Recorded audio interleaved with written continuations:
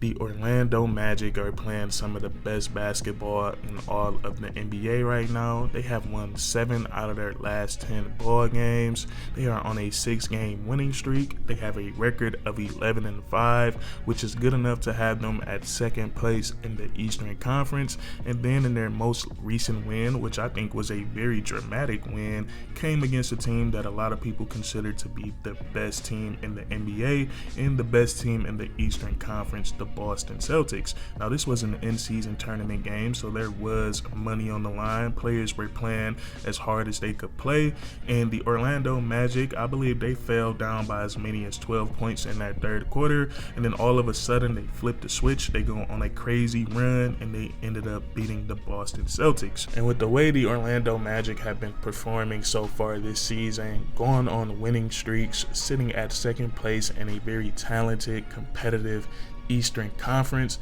and then also knocking off NBA powerhouses, I'm sure it has a lot of people puzzled and a lot of people confused right now. And of course, I'm talking about everyone outside of the Orlando Magic's organization, outside of the fan base and outside of the team.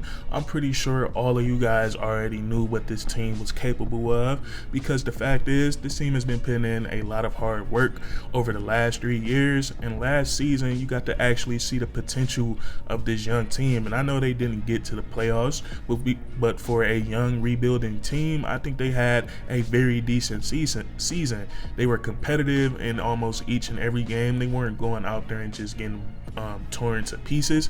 And then last year we saw them beat the Boston Celtics 3 times last season. So the potential has been there for this Orlando Magic team, and now it's all starting to come together. And the Orlando Magic right now, they're just an overlooked team for whatever reason it is, whether they're a small market team, whether it's because they're in the rebuilding stage, but they're definitely not getting the attention that I think they deserve. And this really started last season. Last season, Paolo Banchero, he was the reigning #1 overall pick. His first NBA season was special. He broke records, and then he went on to have a historical NBA season, and somehow he still ended up with 0 national televised games. And we look at the #1 pick from this year, Victor Wembanyama, he has 17 national televised games. So that right there doesn't sit right with me. But nonetheless, if the Orlando Magic keep playing at this very high level that they're playing at right now, and I most definitely think they are capable of playing at this level the entire season, then they're definitely going to be getting the attention that they deserve.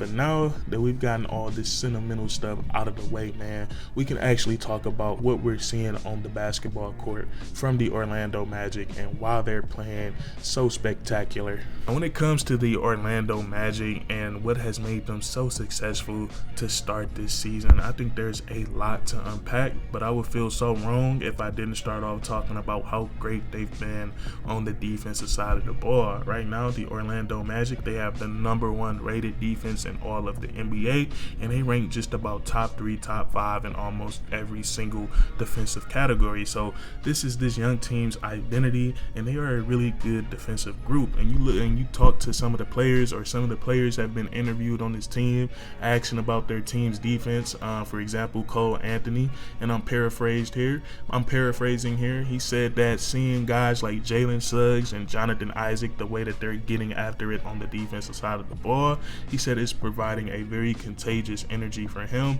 and for his teammates. And when he gets out on the court, he want to get after it on the defensive side of the ball, just like those guys. And Paolo Banchero, he was asked about the Orlando Magic's defense. He said it's something that they've bought into, something that they take pride in, and Coach Mosley has been preaching this to them for a very long time now. So it sounds like this entire team is taking pride on the defensive side of the ball, and it's showing up on the court. We're seeing it with our eyes, and it's also showing up in the numbers, as once again they have the best rated defense in all of the NBA. And there's a lot of things that make the Orlando Magic so troublesome on the defensive side of the ball.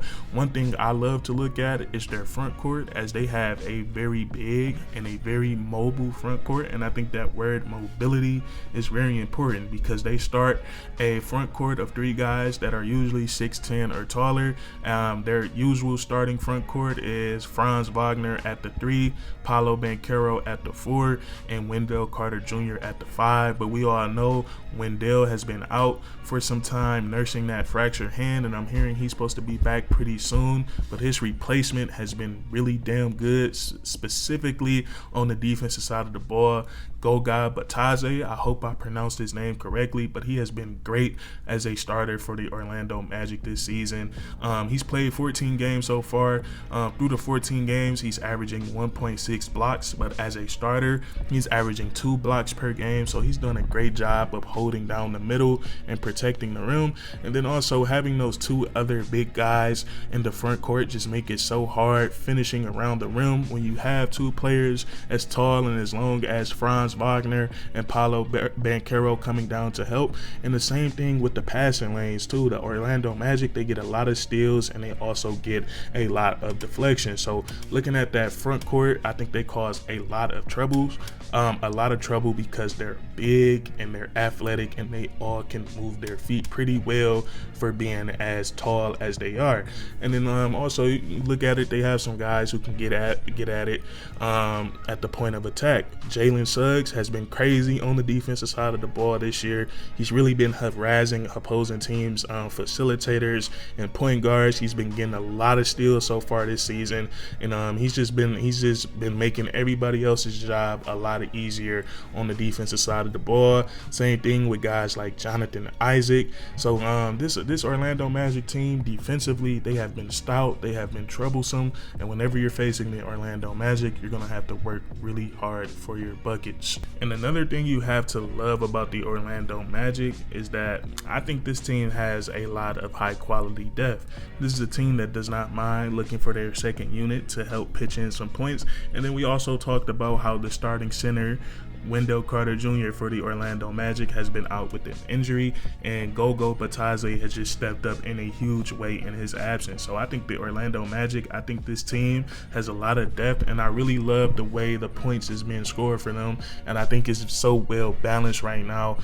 You look at the Orlando Magic, they have about 6 or 7 guys in double figures, averaging double figures per game, and 2 of those guys come off the bench. One is Cole Anthony and one is Mo Wagner, and I think this type of balance is so important when you have when your 2 best players, Paolo Banchero and Franz Wagner, they're still super young in this league. This is still Paolo Banchero's 2nd year, and this is Franz Wagner's 3rd year in the NBA, and I think both of these guys have potential to average, Paolo Banchero to average 25 plus per game one day, Franz Wagner to average 25 plus per game one day. But that is just something that you learn. That is something that you learn as you play more and more NBA games, and they're just not at that level. They're just not at that level yet, but they're getting there, and both of them guys are having very decent seasons. Paolo Banchero, he's averaging almost 20 points per game to go along with 6 rebounds and 4 assists, and he's been extremely efficient so far. 48% from the field, 44% from the 3-point line. And Franz Wagner, he's having a decent year too. He's averaging 19 points per game. He's not been as efficient as we all know he can be, just 43% from the field and 27% from the 3-point line, but we know those numbers are going to go up. But my point is, I'm not knocking Paolo Banchero and Franz Wagner, but I'm saying as they're continuing to grow and mature into the consistent scorers that we know they can be, they have guys to back them up. They have Cole Anthony who can step up and have a big game. Jalen Suggs can step up and have a big game. We saw in the recent win against the Boston Celtics how Mo Wagner stepped up off the bench and had a good game. So I think this Orlando Magic team, they have so many different ways to beat you, and I think it says a lot when the highest points per game on your team is just at 19.6 Paolo Banchero, but you're still sitting at 2nd place in the Eastern Conference, and you're beating the Boston Celtics and you're beating the Denver Nuggets. So just imagine how things are going to be when Paolo Banchero and Franz Wagner do take their offensive games to the next level. level. The Orlando Magic are going to be even scarier. But that's going to be it for this video today, man. I really want to talk about the Orlando Magic. They've been playing lights out. They're really getting after it on the defensive side of the ball, and they're a very fun team to watch. But if you guys enjoyed this video today, please leave a like, comment down below, let me know if I missed anything about the Orlando Magic, and then also subscribe for more weekly content. We do this all the time, man. And that's curtains.